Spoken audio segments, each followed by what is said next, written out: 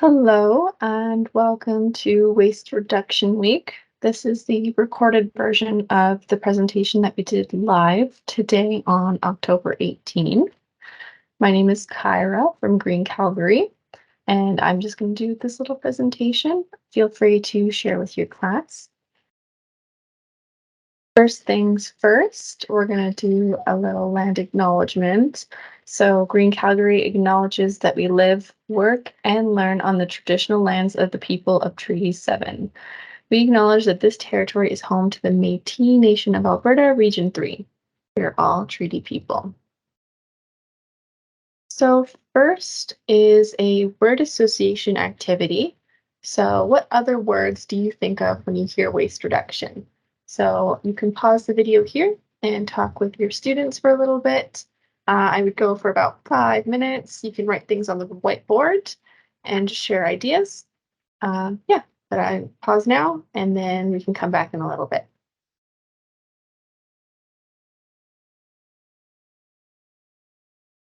Okay, so hopefully you did a little discussion with your class and you guys all talked about other words that are related to waste reduction. So, October is Circular Economy Month.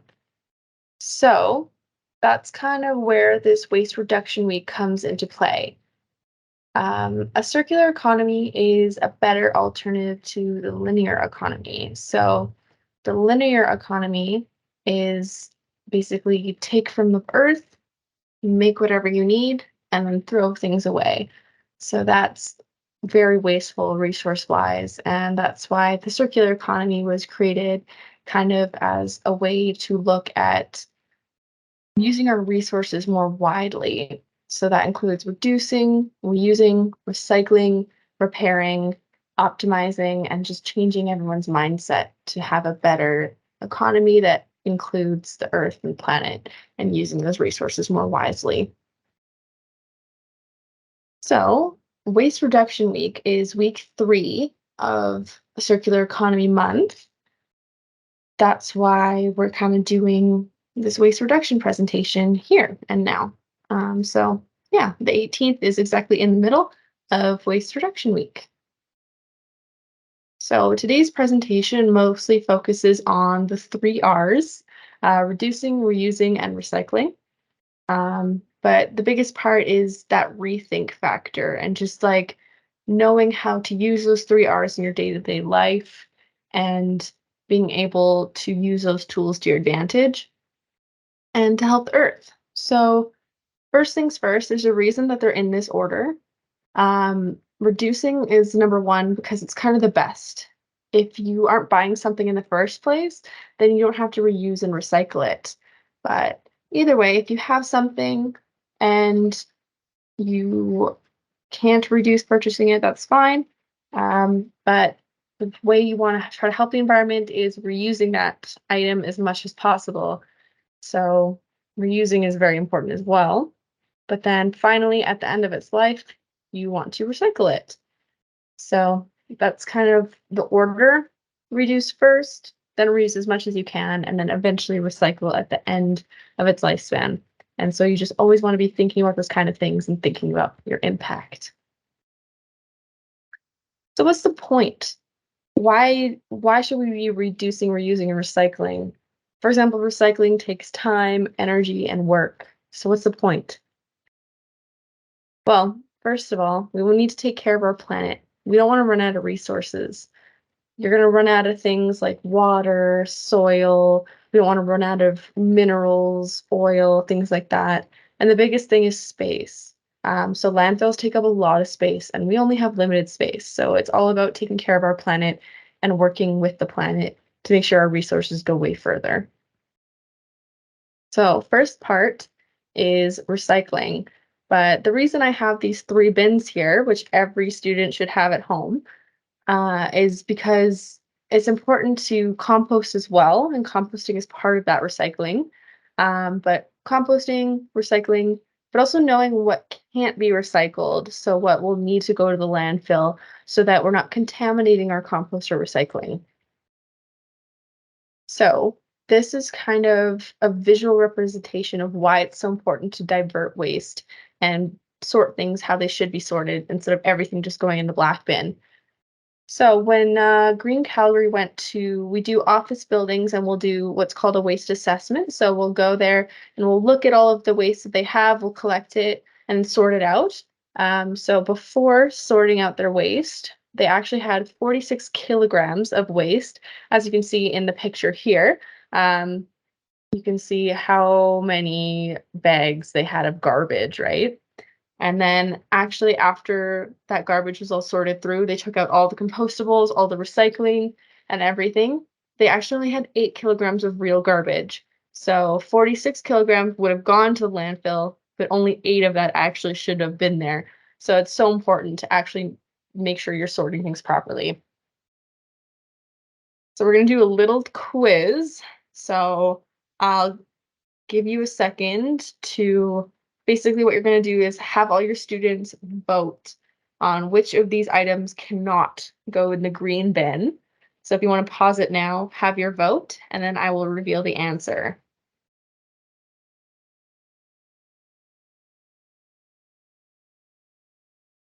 All right, so hopefully you did your voting with your class. So the correct answer here is that cutlery could not go in the green bin. So in Calgary, even if you have items that say compostable plastic on them, we actually can't take those compostable cutlery in our compost bins. Our process will actually just splinter down those little plastics that are, even if they're compostable plastics, they'll just turn into tiny little pieces and they're still in the compost. So in Calgary, you actually have to throw those compostable plastics in the black bin. Now, if you had cutlery that was made out of bamboo or wood, that would totally be able to go in the green bin. And then during our live presentation today, we had a couple of students who thought maybe number 3, the dog poop, couldn't go in the green bin, but as long as you're using a compostable bag to pick up pet waste, it can go in the green bin. And then a couple of students thought maybe number 7, but number 7 is a paper plate that's a little bit dirty. And paper plates actually can go into compost. They can be recycled if they're clean, but if they're dirty with some food or grease or anything like that, they absolutely can go in the green bin. All right, so next is what cannot go in the blue bin. So again, you could pause, have a vote with your students, and then I'll come back and I can tell you the right answer.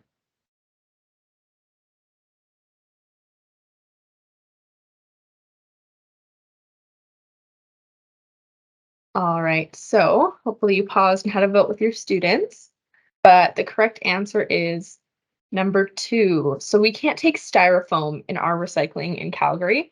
Some cities actually can take styrofoam in their blue bins, but in Calgary, with the process that we have, we cannot. So styrofoam has to go in the black bin here. Some people had some questions in our live about kind of clamshell plastics. That would be number 1. And in Calgary, we can recycle those. Again, in some cities they cannot, but in Calgary we can. And some people were like, oh, number 6. But yes, tinfoil is actually really easily recycled. So as long as you have any like tinfoil balls or maybe like a pie tin like number 6, you can always put that in your blue bin. And then another one that people were a little confused about is number 9, bubble wrap. So bubble wrap is a stretchy plastic. So as long as you bundle it, like that picture number 8, put all your stretchy plastics together in another stretchy plastic bag, they can all go into your blue bin. And the reason you want to bundle those is just so that at the sorting facility, they don't fly around and get caught in machines. But yeah, so bubble wrap counts as stretchy plastic. And someone did ask about Ziploc bags, and those are stretchy plastics as well. You can always do the thumb test to try to push your thumb through the plastic. And if you can push your thumb through a little bit, it is stretchy and you can recycle it. All right, so last but not least is what should not go in the black bin. All of these would be accepted at the landfill, but there's one of these items that could go in the blue or green bin and shouldn't be in the black bin. So again, you can pause, have a vote for your students, and then I will tell the right answer.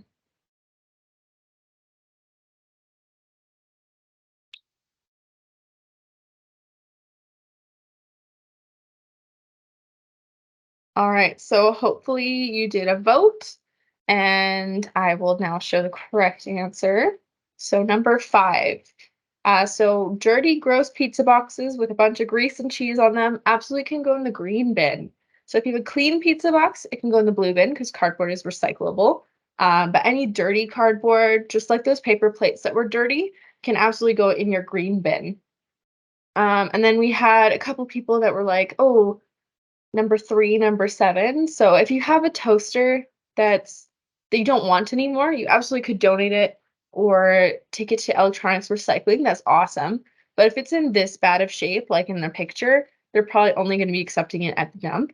For number 7, again, if you had an old cookie sheet that you didn't want anymore, you could totally donate it or give it away. But if it's in really, really bad condition, they would only accept it at the dump, most likely. And then number 6, in Calgary, we can recycle coffee cups, but the lids are actually too small to be sorted in our facilities. So coffee cup lids should go in the black bin. All right, so the next topic is what happens when I compost or recycle. So this is kind of an interesting little tidbit that I find a lot of kids ask questions about. So hopefully everyone will be interested. So first and foremost, when things go in the green bin, like food waste, yard waste, those kind of things, sometimes pet waste, those things will be turned in a big composting machine. And in a few weeks, we will have nice, rich compost. So someone asked in the city of Calgary, what do we do with our compost after it's made? And actually, anyone is allowed that lives in the city to go and collect some compost to take back to their garden. So it's mostly the citizens that actually get to use it, which is pretty cool. But yeah, so compost is a nice positive thing that will help plants grow. So it's a great way to reuse those materials and recycle them. So on to recycling. Cardboard boxes, recycled papers, cereal boxes, magazines, junk mail, newspapers. When you put those in the blue bin and then they get sorted at the recycling facility, they actually get turned into newspapers, so newspapers to newspapers, egg cartons, toilet paper rolls, paper towel tubes, and more cardboard boxes. So the paper basically gets shredded up and made into new paper products.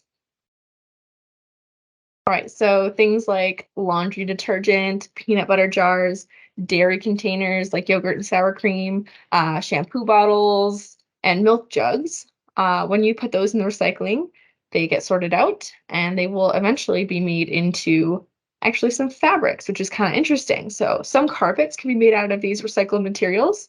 A lot of fleece jackets can be made out of these recycled materials, and they will make some plastic pipes out of recycled materials like these as well. And then, so this is kind of those metals I mentioned are nice and easy to recycle. So cans, cookie tins, tin foil, food cans, all of that fun stuff. When you recycle that, it actually gets turned into new food cans. Bikes. So the frame on a bike is often made out of recycled materials. It can be made into sheet aluminum, and a lot of machine parts. And so a lot of appliances like washers and dryers will have a lot of recycled parts in them. And then they can also make steel pipes. And last but not least, what happens to our stretchy plastics? So once you bundle them and put them into recycling and then they get sorted out, those stretchy plastics actually get made into outdoor furniture. So a lot of times if you're walking in the park, you might see a park bench that says made with recycled plastic or something along those lines. You can have outdoor furniture in like people's homes. You can have park benches, or sometimes you see these kind of garbage receptacles that are made out of a kind of funny material. Often those ones can be made out of recycled stretchy plastics as well. All right, so part 2 is all about reusing. So if you need to take a break or anything, or any students have questions, you can totally pause here and do that. But part 2 is going to be about reusing. So reusing includes donating, repairing, and crafting. So donating is a big thing so that others can reuse things that you don't need anymore. Repairing is a great way to keep things running again and keep things out of landfills. And then crafting is a great way to reuse things in new ways. So reusing is very closely linked with reducing because reusing is almost a direct way to reduce the amount of things going into a landfill. So, at Green Calgary, one of our favorite crafts are turning toilet paper rolls into little seed starters. So you can fold up the tube on the bottom, and then you can put some dirt in there and some seeds. And then because it's cardboard, it is totally biodegradable. So you can just plant it right into your garden with the seeds. And it's a great way to have little seed starters. So, this is going to be another little class discussion. Some common waste that you see in classrooms involves scrap papers, maybe some wrappers, maybe some old markers, broken pencils, maybe some paper towels and stuff, maybe some plastic bottles. But you can pause here and talk to your students a little bit about if anyone has any craft ideas with anything that in the classroom might just end up as waste.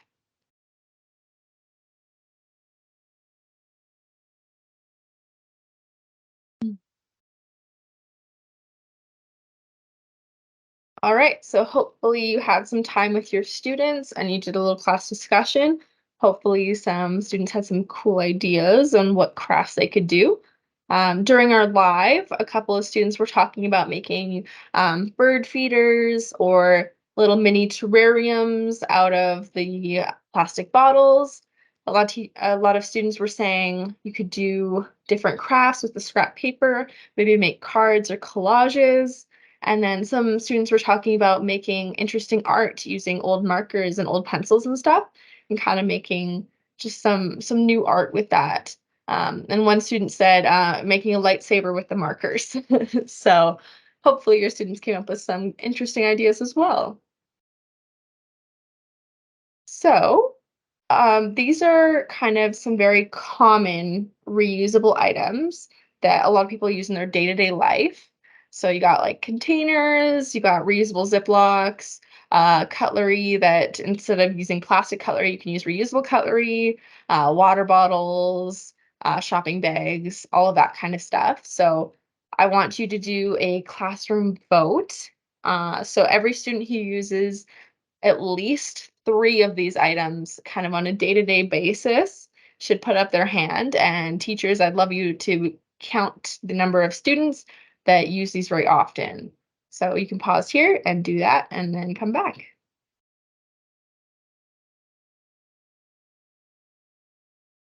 Right, so hopefully a lot of your students are using these things pretty often. I know every time I go into schools, I see almost every single student has a reusable water bottle, which is awesome. And some teachers actually do a bin with paper that's still good on one side. They call it like a good on one side bin or something like that. So if teachers, if you wanted to incorporate something like that in your classroom, you totally could. Or if you already do, that's amazing. We'd love to see it. So one other topic that's pretty fun and new for Waste Reduction Week is talking about litterless lunch. So it's a great way to help the environment, especially during Waste Reduction Week, but it's just a lunch that has nothing to throw in the garbage. So it uses reusable containers to reduce waste. So some alternatives to having like a granola bar and a wrapper is you have like a muffin or something that was baked at home that you can just bring in a container. And of course, things like orange peels and apple cores don't count because those are compostable and we can't eat them anyway. So it's not reducing waste because that's waste that's already going to happen. But yeah, it's just a good idea if you can, maybe as a class, you could try this one day or maybe even compete with another class to see who could have the least waste at lunch one day. But it's all about kind of reducing waste and packaging because a lot of lunches can actually have a lot of waste. So, part 3 is all about reducing. So, if you need to pause here and answer any questions or anything like that, feel free. But I'm just going to move right along to part 3.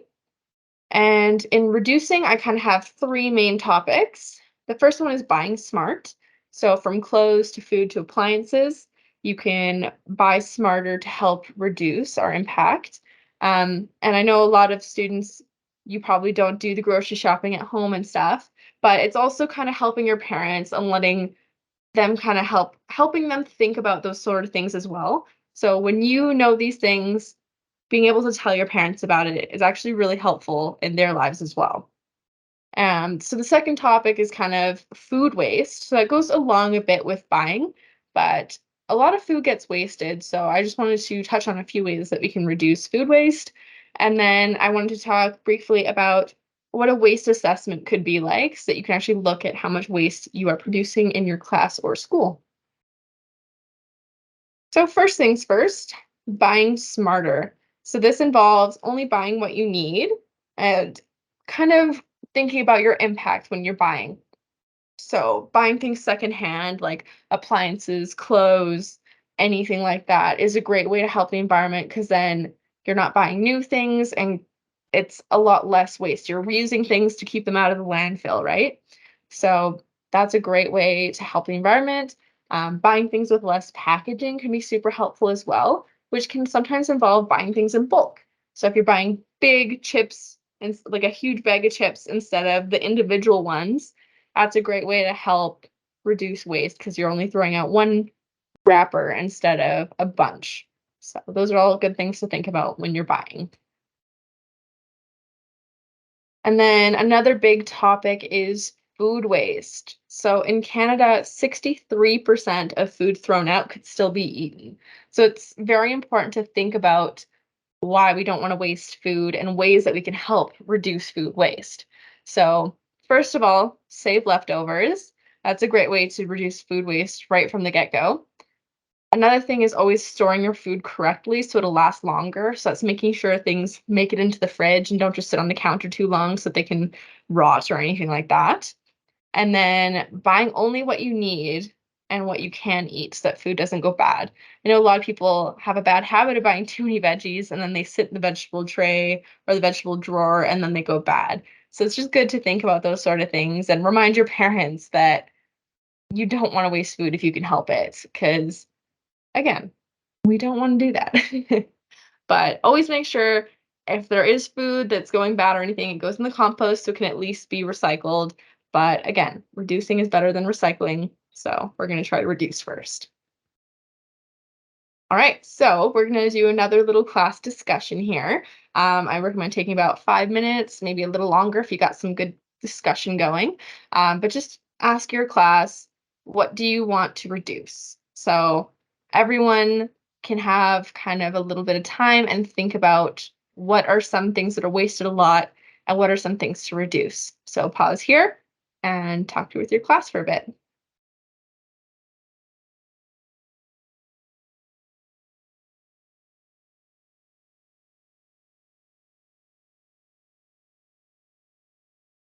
Okay, so hopefully you had a good class discussion on different things to reduce. In our live session earlier today, we actually had quite a few groups that said paper in the classroom. So there were ideas about doing assignments online instead of using paper or printing kind of half sheets. So you can have two sets of the assignment on one piece of paper and cut them in half so that students can just use a half sheet instead of a full sheet of paper. There were also some students that were talking about maybe sharpening pencils less to make them last longer. There were students that were talking about food waste. They said that the waste was kind of bad in their classrooms and they wanted to help reduce that. Um, yeah, some interesting ideas. So hopefully your class has some ideas too. And yeah. All right. So if this video doesn't work, I'm going to post in the description as well. But this is just a little video about how to use one paper towel after you wash your hands. So hopefully it'll play, but if not, it'll be in the description of this video.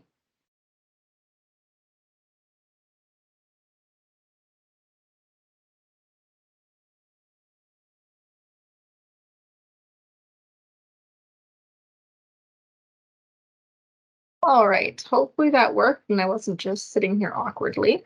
But the whole point is that you actually can use one paper towel after you wash your hands.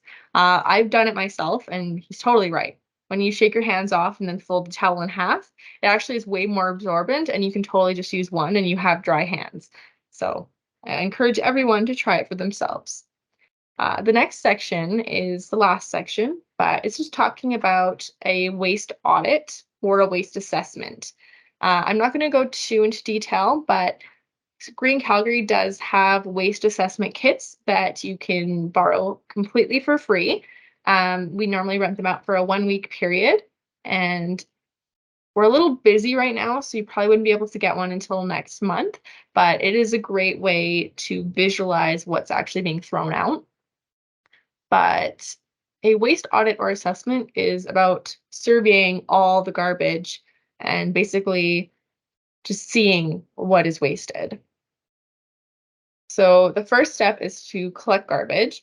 So you can do it either in your school or just in your classroom. I've also seen classrooms do competitions where they will do both do their own assessment or audit and then see how much they can reduce. But yeah, step one, collect garbage. Step two is assigning roles and sorting garbage. So you can either sort the waste and weigh it. That's what is a waste audit versus a waste assessment is just kind of visualizing what's there and looking at what gets thrown away, what belongs, and what doesn't. And then the roles that you'll have are data collectors, waste sorters, and you can also maybe have a safety warden to make sure everyone is following the rules and staying safe. So step two, so we've assigned the roles, we started the garbage, but the last part of step two, which is honestly one of the most important parts, is you need to track your findings. So that's about measuring how much of what ends up in the garbage. And it's very important for seeing what doesn't belong. Step three is kind of discuss your findings, do a class discussion, positives and negatives, what did and didn't belong, those sorts of things. And then four is to make an action plan. So that's based on your discussion. It's kind of setting goals and discussing what parts need to be addressed of where things belong.